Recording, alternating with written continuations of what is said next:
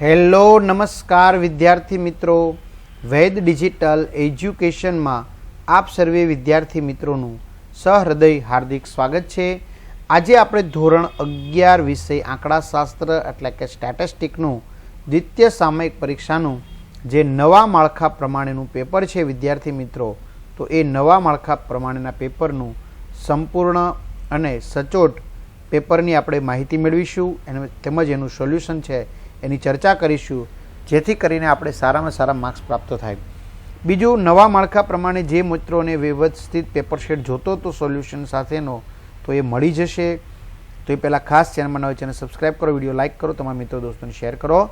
ક્યાંથી મળશે હું જણાવી દઉં તો ધોરણ 11 કોમર્સ દ્વિતીય પરીક્ષાના નવા માળખા મુજબ આઈએમપી પ્રશ્નપત્રોનું સંપૂર્ણ સોલ્યુશન, જેમાં 30થી પણ વધુ પ્રશ્નપત્રો છે. કોમર્સના તેમજ આર્ટ્સના તમારો મિત્ર હોય તો એને પણ તમે જાણ કરી શકો છો.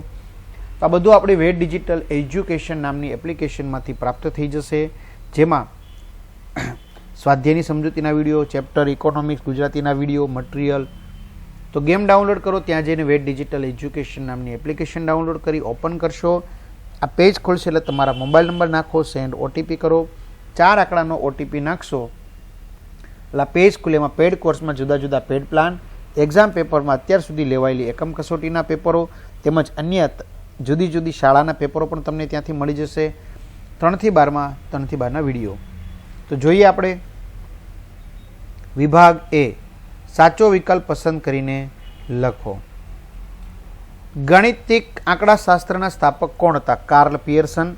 કોઈ એક વિસ્તારમાં રહેતા લોકોના વ્યવસાય અને તેમના અભ્યાસ વિશે આપેલ માહિતીને વર્ગીકૃત કરવાની રીતને શું કહેવાય? કોષ્ટક રચના. જો 10 અવલોકનોનો મધ્યક 15 હોય તો અવલોકનોનો સરવાળો કેટલો થશે? 150.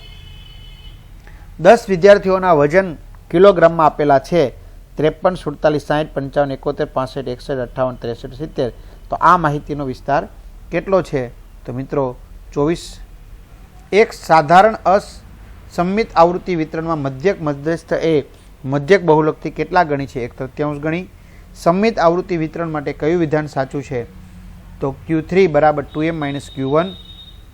x + a ની n-1 ઘાતના વિસ્તરણમાં કુલ કેટલા પદ હોય? n. જો 10 × n ફેક્ટોરિયલ = 240 હોય તો n ની કિંમત 4 થશે. એક સમશિષ્ટમાંથી પસંદ કરેલ નિદર્શનમાં નીચેનામાંથી શાનો સમાવેશ થાય છે? સમશિષ્ટના કેટલાક એકમોનો. સમશિષ્ટનું યોગ્ય પ્રતિનિધિત્વ કઈ નિદર્શ પદ્ધતિમાં જળવાય છે? સ્તરિત યાદચ્છિક નિદર્શ પદ્ધતિ. વિભાગ બી. એક ગુણના પ્રશ્નો. ચલના મૂલ્યની આવૃત્તિની વ્યાખ્યા આપો.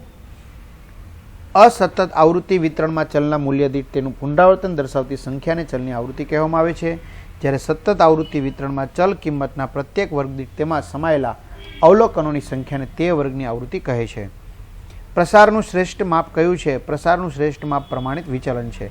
વિષમતાંક એટલે શું? વિષમતાંકનો કિંમતનો વિસ્તાર જણાવો. તો વિષમતાના સાપેક્ષ માપને વિષમતાંક કહે છે. તેને સંકેતમાં જે વડે દર્શાવવામાં આવે છે.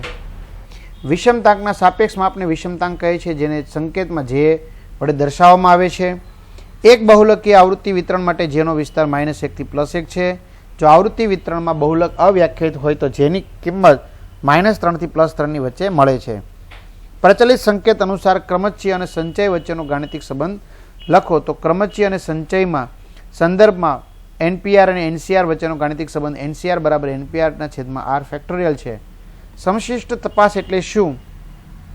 જો માહિતી મેળવવા માટે સમશિષ્ટના બધા જ એકમોની તપાસ કરવામાં આવે તો તેની તપાસને સમશિષ્ટ તપાસ કહે છે. વિભાગ સી. કોઈ પણ 4 સવાલ લખવાના છે. ભારતના આંકડાશાસ્ત્ર વિષયના વિકાસમાં નોંધપાત્ર ફાળો આપનાર આંકડાશાસ્ત્રીઓના નામ જણાવો. તો વિદ્યાર્થી મિત્રોએ નામ આપવામાં આવેલા છે. નીચે જણાવેલ આવૃત્તિ વિતરણના વર્ગોની મધ્ય કિંમતો જણાવો. તો મિત્રો અહીંયા વ્યવસ્થિત રીતે જણાવેલી છે. સંમિત આવૃત્તિ વિતરણમાં 2 અંતિમ ચતુર્થકોનો સરવાળો 138 છે, તો મધ્યસ્થ કેટલો થશે? 3, 8, 0, 7, 6 એ બધા અંકોનો ઉપયોગ કરીને 5 અંકવાળી કેટલી સંખ્યાઓ બનાવી શકાય? મેંગો શબ્દના બધા જ અક્ષરોની કેટલી ગોઠવણી એવી હશે કે જેમાં સ્વર ભેગા ન આવે? એક બહુમાળી મકાનમાં 40 ફ્લેટ છે, તો એક સાંસ્કૃતિક કાર્યક્રમમાં 40 ફ્લેટમાંથી 5 ફ્લેટ સુશોભન માટે પદિક નિર્દેશ દ્વારા પસંદ કરવામાં આવે છે. તો પદિક નિર્દેશ એ કેવી રીતે પસંદ થાય તે સમજાવો. વિભાગ ડી કોઈપણ 3ના સવાલ જવાબ આપો 3 ગુણ. એક આવૃત્તિ વિતરણમાં મધ્યસ્થી તૃતીય ચતુર્થક 12.8 જેટલા અંતરે અને મધ્યસ્થી પ્રથમ ચતુર્થક 11.2 જેટલા અંતરે છે તો વિષમતા અને વિષમતાંક શોધો. જે ગોતેલા છે. એક રમકડાની દુકાનમાં 3 ઢીંગલીઓ, 4 કિચન સેટ અને 3 કાર ડિસ્પ્લેમાં મૂકેલા છે.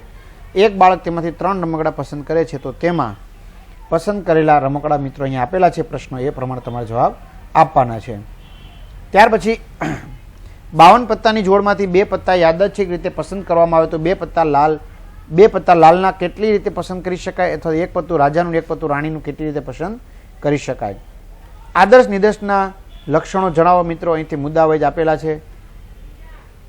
ત્યાર પછી એક આઈટી કંપનીમાં 60 કર્મચારીઓમાંથી ઘરે રહી કાર્ય કરવાના ખ્યાલ વિશે 5 કદનો પદિક નિર્દેશ પસંદ કરવાનો છે તો નિર્દેશ કેવી રીતે પસંદ કરશો તે સમજાવો.